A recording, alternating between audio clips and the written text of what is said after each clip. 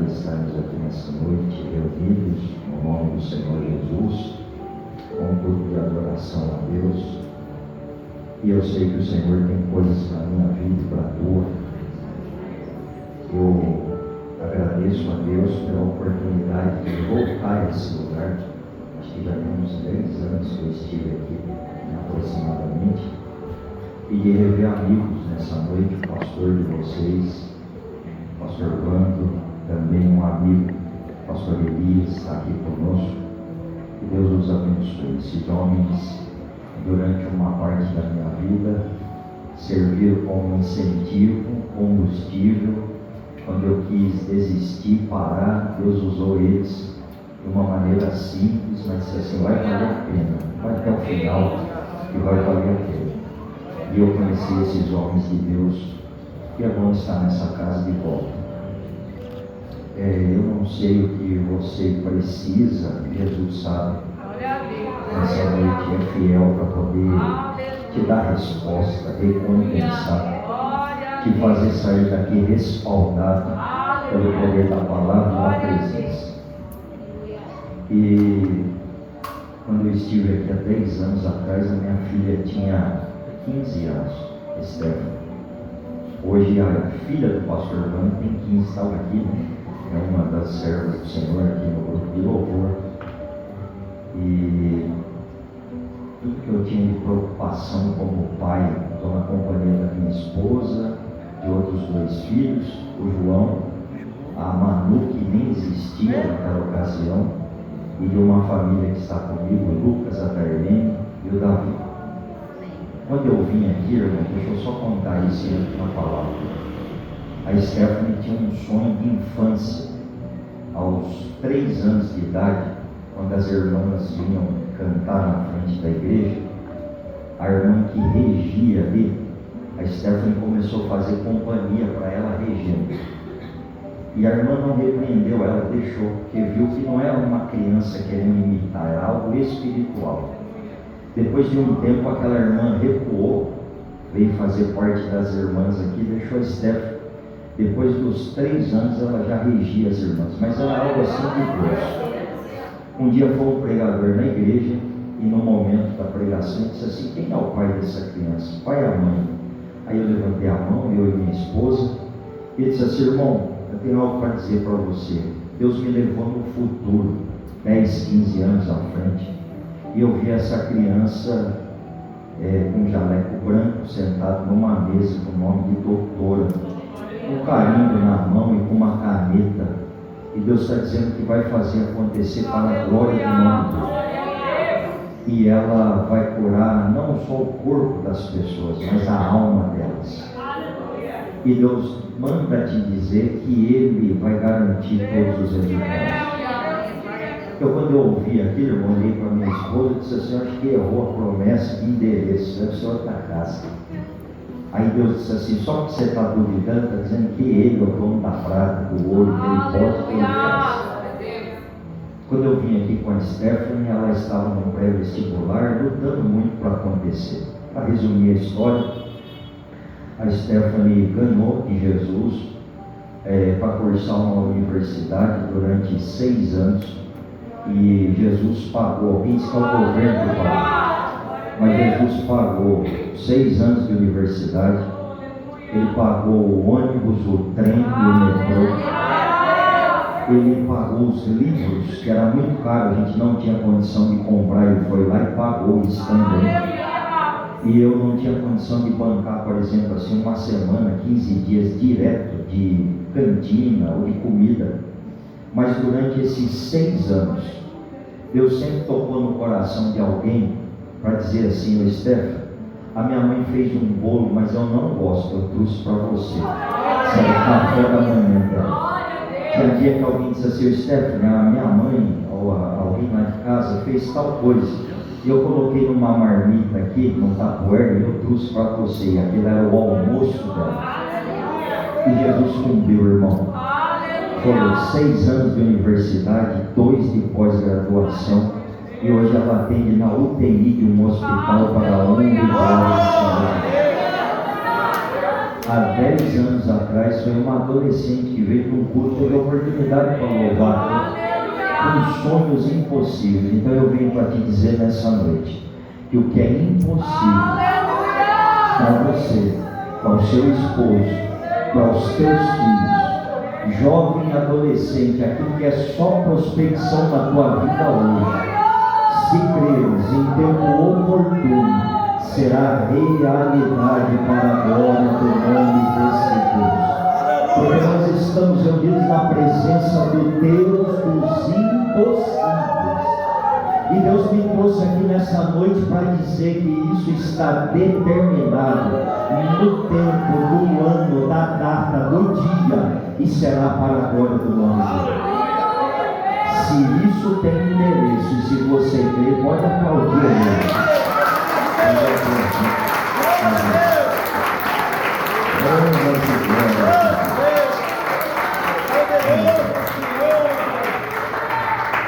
Obrigado, meu Deus. Como disse, é alegria poder voltar a essa casa. E a igreja está mais bonita, né? O prédio é no mesmo lugar, né?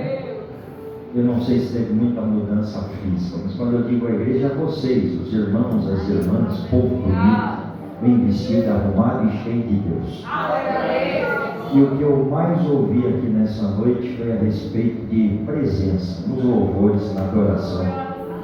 Quem estava na direção litúrgica do culto obreiro, Deus o abençoe. Eu chorei nessa oração. Nós agora criamos uma modalidade de vir para a igreja para pedir para Deus. E culto não é vir pedir nada, é vir oferecer. Não é vir atrás de nada, é trazer para Deus. Não é abrir a boca lembrando, mas é rasgar a alma agradecendo. Esse é o nosso sentido de estar aqui nessa noite. Deus colocou uma palavra no meu coração a respeito de provisão e de presença. Provisão é o que nós necessitamos todos os dias. A presença, pastor Elias, é o que nos faz ficar de pé. A gente acha que precisa de dinheiro para pagar o aluguel, a prestação, o condomínio, o carro. Nós precisamos dioturnamente da presença, gerando em você combustível para caminharmos dias após dias. Aqui nessa igreja, dia 31 desse primeiro mês desse ano novo, que Deus deu oportunidade para mim, para você adentrar, entre nós aqui só há vencedores. Só vencedores. Mas diferente do que eu pensava, vencedor é alguém que vence dores. Servir a Deus não é sinônimo de não passar por dificuldades, de não enfrentar necessidades, de angústias. Pelo contrário, é passar por tudo isso, mas é ter a certeza de que esse Deus está conosco. Ele traz a Gênesis 28, Gênesis capítulo 28. O servo de Deus deu uma palavra, quando eu estava chegando, eu prejoelho, falando a respeito do salmista, dizendo assim: olha, eu já fui moço, hoje eu já tenho idade avançada, mas eu nunca vi desamparado um justo, nem sua descendência precisar muito da fome. Provisão e presença. E eu vou ser por dentro. Se eu não terminar, vocês não me levem a mal, interrompam, tá bom? Para poder voltar outro dia. Eu pedi licença para o pastor, tirei a gravata para me sentir mais, mas a primeira vez que eu vim aqui eu falei isso e vou repetir, é como se eu estivesse na minha igreja. Que nos separa é a distância das cidades, que nos separa é maneira litúrgica, algumas questões teológicas, mas o que nos une é muito maior que isso. É a presença de Deus, do Espírito Santo. O texto diz assim, verso de número 18.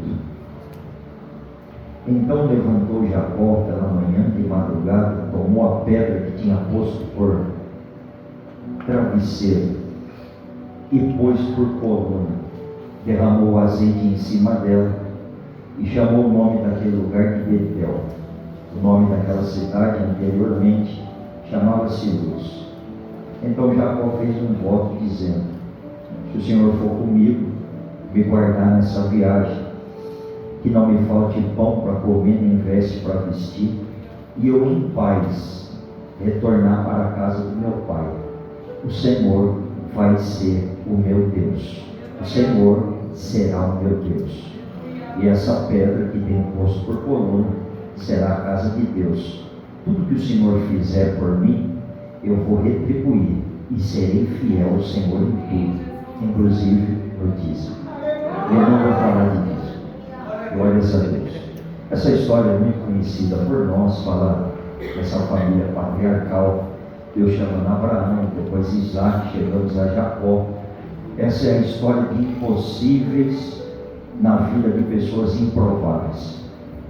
Dentre nós todos que estamos aqui, eu sou o mais improvável nessa noite.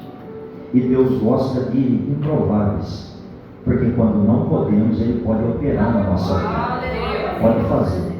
Veja que nós temos o hábito, pastor Vani, dizer o Deus de Abraão, Isaac e Jacó. Mas o fato é que Deus tem um peculiar muito grande dentro dessas casas com suas esposas, porque tanto Abraão quanto Isaac e Jacó casam-se com esposas e são estéreis. Mas Deus tem uma promessa para Abraão, e Ele vai dar para ele, vai formar um povo, mas em Jacó vai cumprir a promessa que vai entregar para ele um país. Isso tudo tem que começar, irmão, com uma irmã gestante. Mas Sara não podia gestar, Rebeca não podia gestar, e Raquel também não podia gestar. Mas Deus disse assim: só porque você não pode, eu vou fazer para a glória do meu nome. Meu nome vai ser engrandecido dentro desses lares. E eu quero pular as fases, né? Porque quando a gente, isso é um perigo, pular a fase, quando a gente tenta escapar de algo, porque o que Deus projeta para a minha vida e para a tua, nós vamos passar por coisas que não gostamos, por intempéries, por coisas que vai nos gerar situações constrangedoras, de apontamento, às vezes até de humilhação, de nós descermos ao nível que não queríamos, mas é ali embaixo que Deus vai operar. Para Deus prospectar e gerar algumas coisas na nossa vida, um exemplo, adiantando essa história, lá na frente, para um descendente dessa casa aqui virar governador, ele vai ter que descer primeiro a um estágio de cisterna. Deus vai preparar para que ela não tenha água, para não o matar, mas ele vai ter que descer lá. Ele vai ter que descer num país que ele jamais pensou em descer, mas ele vai ter que descer. Ele vai ter que trabalhar de funcionário numa casa que ele nunca quis fazer, porque na casa do pai não faria isso. Ele vai ter que descer no cárcere inferior e preso numa situação para que Deus diga assim: ó, é aqui embaixo que eu vou te modelar, moldar, preparar, restaurar, que eu vou te entregar tudo que vai ser necessário para depois, quando eu te elevar na condição de governador geral desse país, você não hesite, mas faça o meu melhor e ainda glorifique o meu nome. Isso que você está passando, está doendo, é constrangedor. Isso que você está tendo que se submeter, o Espírito Santo está dizendo assim: ó, aprenda ao máximo, assimile tudo, aguarde, faça bom uso e aplique, porque eu vou te elevar num lugar que você jamais pensou. 1 Coríntios capítulo 2, verso 9, não subiu no teu coração, não passou no teu ouvido, e jamais você cogitou, mas eu tenho preparado para você, porque sei que você me ama. Se crê, tem glória a Deus. Irmão, Abraão tenta pular uma fase, porque está demorando. A promessa que Deus faz é os 75 anos, já se passaram 10 e nada acontece. A esposa tem uma ideia e diz assim: deita com a funcionária, com a concubina, e aí você vai ter aí um filho, e o filho vai ser teu, porque filho de concubina é do dono da casa. E ele acaba catando a ideia. Só que o que Deus prometeu para ele era entre ele e Sara, e não com Agar, nasce-se Ismael. Mas o que Deus prometeu não era para ele. Eu quero pular mais rapidinho, presta atenção. Quando Deus fez uma promessa, o nome dele era Abrão e o nome dela era Sarai. Como eles pularam uma fase, Deus disse assim: olha, o que eu tinha para vocês não era isso. Irmão, Não sei, irmão, o que você está passando. Se a fase é de chorar, chore tudo. Se a fase é de tristeza, fique triste até o último. Pastor, a fase é de humilhação. Então, meu irmão, vai até o final, porque essa fase vai passar.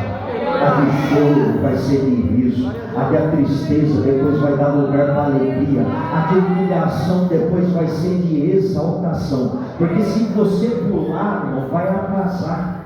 Como assim, pastor? Lá atrás, quando Deus diz assim, olha, a tua descendência vai ficar 400 anos em um país estrangeiro. E aí, irmão, chegou 430. Alguém diz assim, mas então errou, pastor? Não, não errou. É que quando Moisés mata um egípcio e depois ele tenta fugir do projeto de Deus, Deus disse assim, atrasou. Aí agora você vai ter que alongar mais 30 anos. Quando Abraão deita-se com uma concubina, irmão, e nasce Ismael, e ele fica feliz, ele diz, não, você pulou uma fase, arrumou um problema, o que eu tenho para você não é Ismael, é Isaac. Então eu vou ter que fazer uma coisa aqui, fazer uma mudança. Eu vou ter que tirar do nome da sua esposa, que se chamava Saraí, vai se passar a chamar Sara, e você que se chama Abrão, vai se chamar Abraão. Como assim? Eu vou dar mais para você e vou tirar dela, mas o que eu tirar dela eu vou pôr de filho. A última letra do nome que eu estou tirando da sua esposa é o início da promessa que eu tenho para você. O nome do teu filho é Isaac. Pastor, por que deu para ele e tirou dela e não mexeu no filho? Porque a promessa que Deus fez para você não precisa de dinheiro, porque o que não compra dinheiro, o grau de parentesco não traz, influência não gera. Deus vai vir, vai trazer, vai entregar na tua mão, para a tua vida e para a tua família. Promessa é promessa, e Deus vai cumprir para a glória do nome dele. Se crê, glorifique essa hora. Nasceu então Isaac casa, e aí nascem esses dois filhos, Esaú e Jacó. O Esaú é o primogênito, irmão, ele é detentor da bênção. Mas nós lemos a Bíblia e sabe que ele faz pouco caso disso. A bênção é para mim e para você. Mas quando você se faz muito pequeno, você diz assim, não, pastor, para mim não. Sabe, olha, eu sou tão pequeno. Pastor, eu nem cursei universidade. Pastor de